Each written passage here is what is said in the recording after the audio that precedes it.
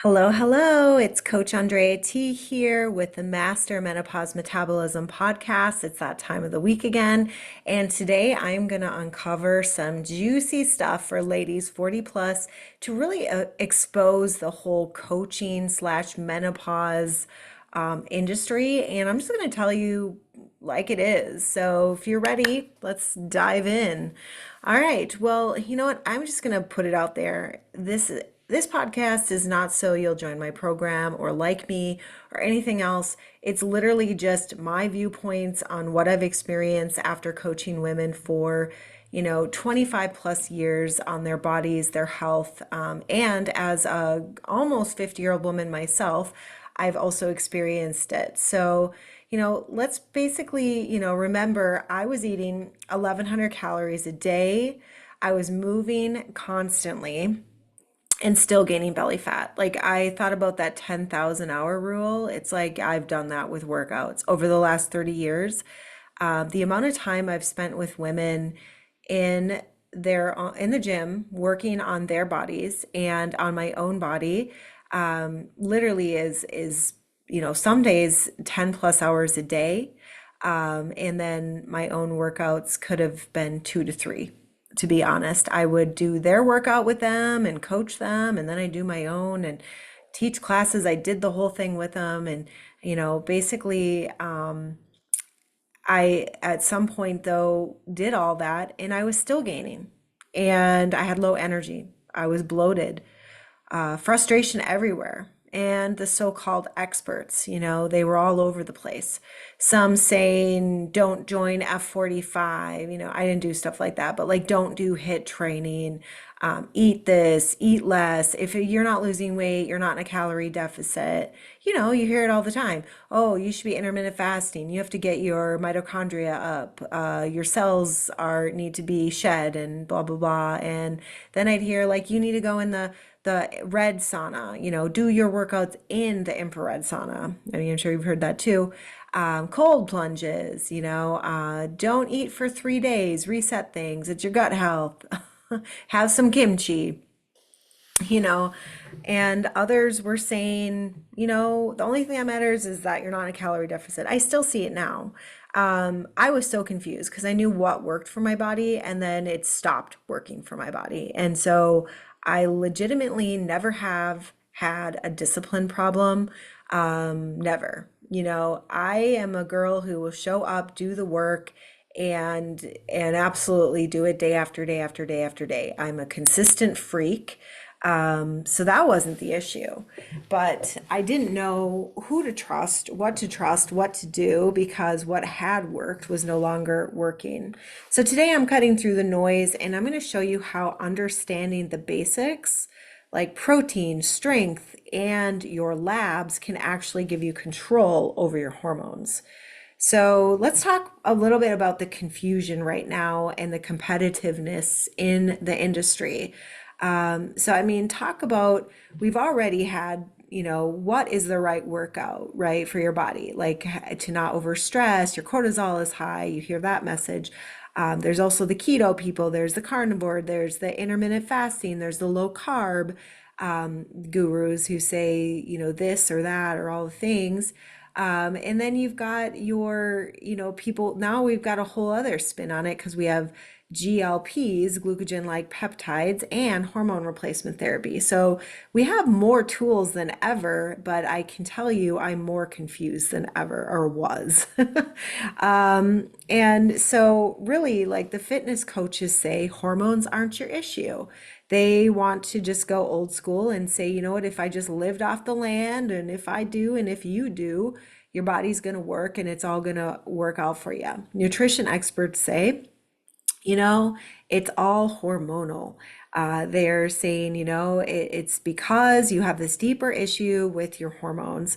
Both approaches, though, what's funny about it is they're technically right, but they're polarizing. And so I can tell you in the marketing aspect of things, polarizing is how you get people's attention, right? And they're actually leaving women who need help more frustrated than ever, like myself. And so anytime you make a change to your body, Like you drill down into the basics, you make your body feel safe with the basics, like protein, eating more food, taking down your workouts or, controlling things better, making sure you're hydrating, affects then your sleep, and which then affects your overall hormones. So that will never be different or wrong or change. That is always going to be the case. Hormonally, your hormones control everything. So there's legitimately like nothing you can do that doesn't control your hormones, that hormones doesn't have a space in.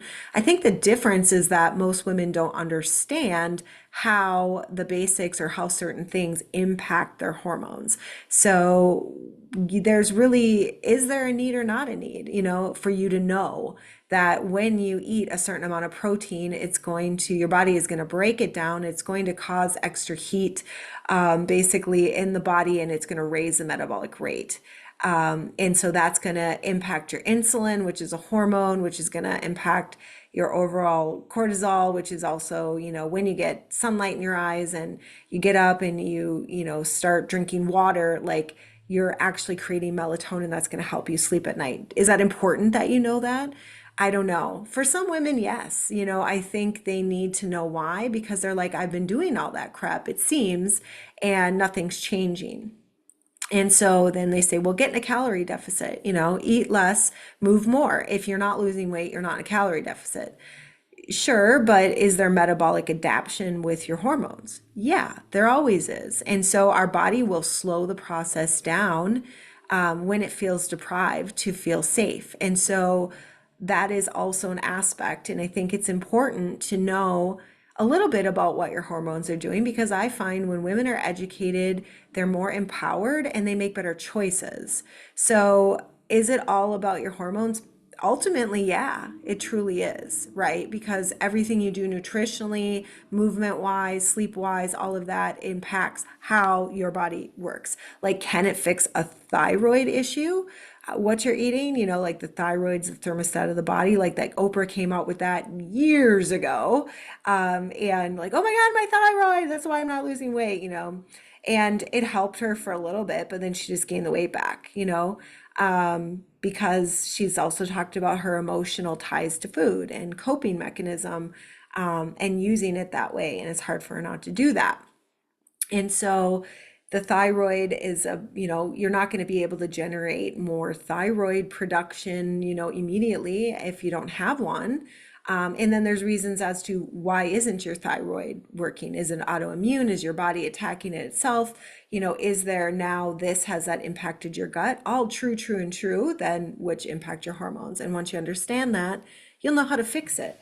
So, if you're paying attention at all, you're already ahead of most women who just grab food off the shelf and move randomly, right? Or, the basics, protein, whole foods, sleep, stress management directly influence your hormones.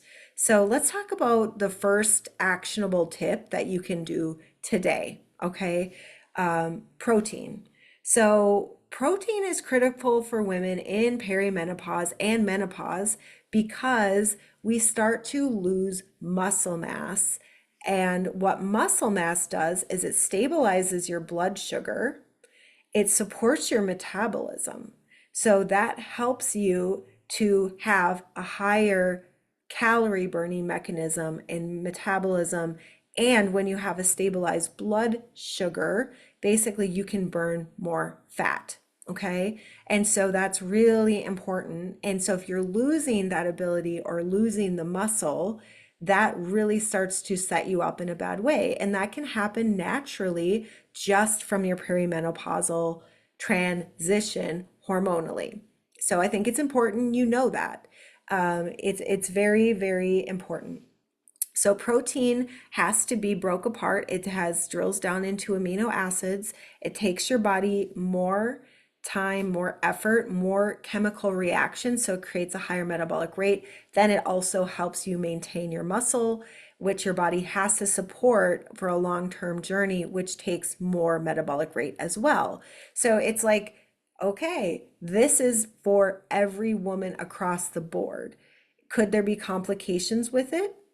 Not really. Like, other than maybe you have low stomach acid, you're not digesting it, or you're overeating it possibly, but like, what would that look like? So most women are drastically under eating. So I want you to really focus on your protein amounts, how much you're getting. That would be like step one. That's super foundational, especially if you're over 35. So how do you get protein without fear of dairy or meat? Because that's another thing that's come into play now.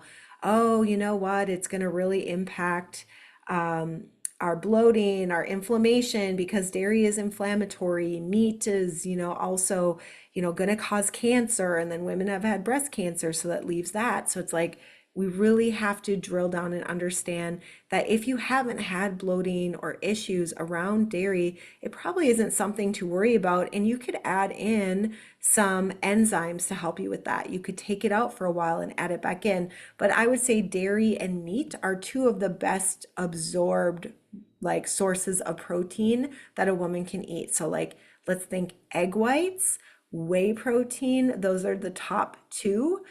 Yes, you can be careful about fillers, but like if you want to do a case study of your own on your protein powder, put it into water and see how quickly it dissolves. If it doesn't dissolve quickly or it's lumpy, it probably has a lot of fillers. If it does, you're probably on a good protein. Also, it shouldn't have a lot of carbs. It shouldn't have a lot of fat, right? It should just really be a protein source.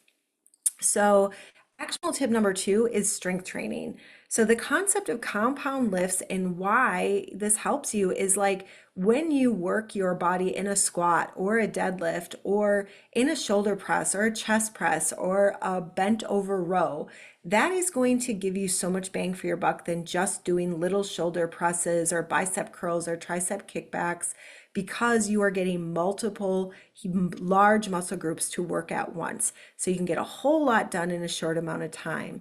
And if you just are like lost as to what to start with, you could literally start with, squats, chest press, and rows. That could be do 3 to 4 sets of those and start with 10 reps to failure and just cycle through. And literally, that could be the starting point for you.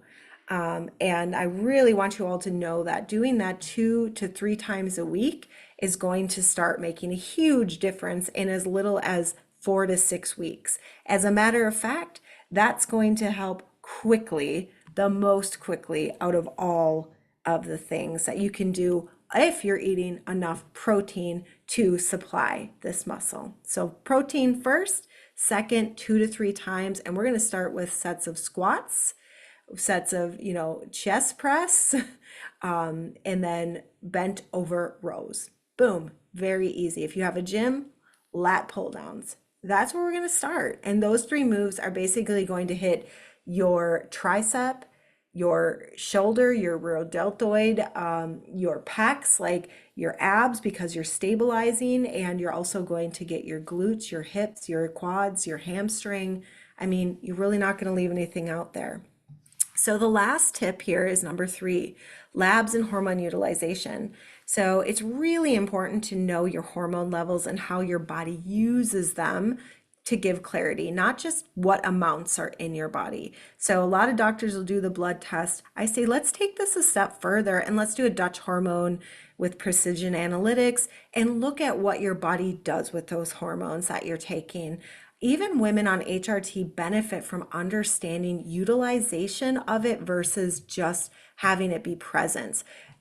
Think about hormone or like thyroid health, especially. I've known a number of people who meet the benchmarks for thyroid with their blood levels when they're taking a supplement, but that doesn't mean their body is utilizing and absorbing it, and they're still having a number of symptoms because they have gut health issues from having the thyroid dysfunction.